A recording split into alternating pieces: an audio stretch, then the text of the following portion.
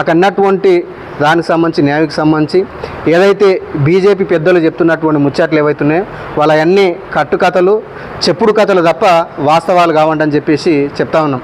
ఈరోజు హైకోర్టు స్పష్టంగా చెప్పింది, ఇక్కడ ఉన్నటువంటి మొక్కలన్నింటినీ గిట్టంగా 12 లక్షల మొక్కలు తొలగేసిన తర్వాత మేము మళ్ళా కొత్తగా ఎక్కడో తానా చెట్లు పెడతామని చెప్పేసి అంటున్నాను. అంటే స్వతంత్రంగా ప్రకృతితోటి ఉన్నటువంటి అడవి సంపదను ఈరోజు కాజేయడం కోసం కేంద్ర రాష్ట్ర ప్రభుత్వాలు చేస్తూ ఉన్నాయి.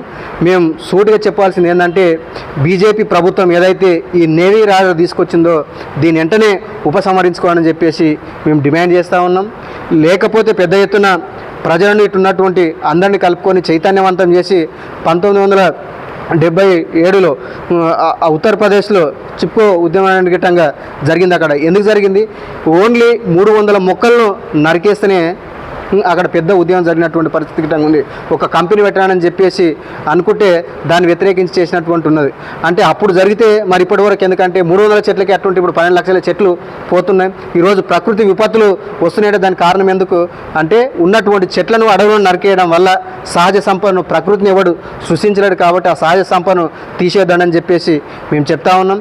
ఏదైతే బీజేపీ పెద్దలు చెప్తున్నటువంటి ముచ్చట్లు తప్పుడు ముచ్చట్లు, ఈరోజు దేవుని పేరుతోటి అనేక ముసుగులు వేసుకొచ్చి ఈరోజు బయటకు వచ్చి మేము అంటే చెప్పేసి చెప్తా ఉన్నాం. ఆ పెద్దలంతా ఆ గురువులంతా ఎక్కడో మాకు అర్థం కానటువంటి పరిస్థితి. నిజంగానే ఈరోజు దామగుండం అడవికి 500 సంవత్సరాల యొక్క హిస్టరీ ఉన్నటువంటి చరిత్ర ఉన్నది. మరి ఆ చరిత్ర అంతా ఎక్కడ పోతున్నాడని చెప్పేసి గిట్టంగా చెప్తా ఉన్నాం. వాళ్ళకు వాళ్ళే వెళ్ళి మళ్ళీ ముసుగేసుకొని ఈరోజు అభిషేకాలు చేస్తున్నటువంటి పరిస్థితి గిట్టంగా ఈరోజు కొనసాగుతూ ఉన్నాం. ఏదైతే వికారాబాద్ జిల్లా పూడూరు మండలంలో ఈ నేవీ ర్యాడ్ ఏదైతే ఉన్నదో అది చాలా విషపూరితమైనటువంటి వస్తాయి.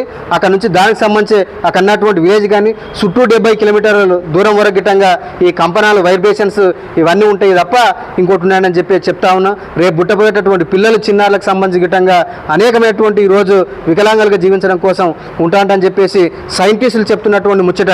కానీ అంటే గతంలో అమెరికాలో పెట్టాల్సినటువంటి ప్రాజెక్టు ఇప్పుడు ఇండియాకి తీసుకొచ్చి తెలంగాణ రాష్ట్రంలో వికారాబాద్ జిల్లాకు పెట్టడం అనేది చాలా సిగ్గుసేటని చెప్పేసి మేము ప్రజా సంఘాలుగా జేఏసీగా దీన్ని వ్యతిరేకిస్తూ ఉన్నాం. కాబట్టి ప్రభుత్వానికి ప్రజల పట్ల ప్రకృతి పట్ల ఏమైనా చిత్తశుద్ధి ఉంటే దీన్ని ఖచ్చితంగా దీన్ని తీసేయాలని చెప్పేసి అంటా ఉన్నాం. ఈరోజు ఆ చుట్టుపక్కల ఉన్నటువంటి తండాలు కానీ ఆ చుట్టుపక్కల ఉన్నటువంటి గ్రామాలకు సంబంధించి ఈరోజు పశుపోషణ మీద జీవించినటువంటి రైతులు ఉన్నారు. ఈరోజు గొర్రెలు కానీ మేకలు కానీ అనేకమైనటువంటి దానికి సంబంధించి ఆ ప్రజలు ఉన్నటువంటి అవసరం ఉంది.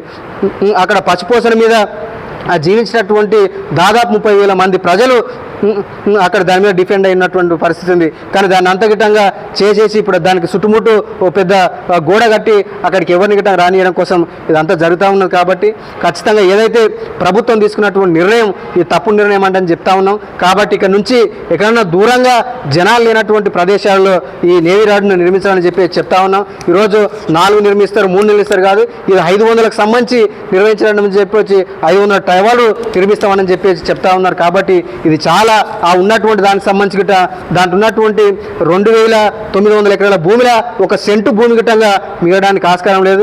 దేనికి ఎంత కేటాయిస్తున్నామని చెప్పేసి గిట్టంగా ఆల్రెడీ గవర్నమెంట్ కోర్టు గిట్టంగా ఆ నేవీ వాళ్ళు సమర్పించినటువంటి కాపీలని నిజంగా ఎవరన్నా తెలుసుకోవాలనుకునే వాళ్ళు గిట్టంగా తెలుసుకోవచ్చు. మేము చెప్తున్నటువంటి ముచ్చట్లు బూటక ముచ్చట్లు కావాలని చెప్పేసి చెప్తా ఉన్నాం. కాబట్టి ప్రజలు విద్యార్థులు కార్మికులు అందరూ పెద్ద ఎత్తున మరో తెలంగాణ మూమెంట్కు ఎట్లయితే పెద్ద ఎత్తున జరిగిందో ఇది గిట్టంగా భవిష్యత్తు కాలంలో గిట్ట ఖచ్చితంగా జరుగుతాడని చెప్పేసి మేము డిమాండ్ చేస్తూ ఉన్నాం. కాబట్టి ప్రకృతిని కాపాడాలి, సేవ్ దామగుండం అని చెప్పేసి పిలుపునిస్తూ ఉన్నాం.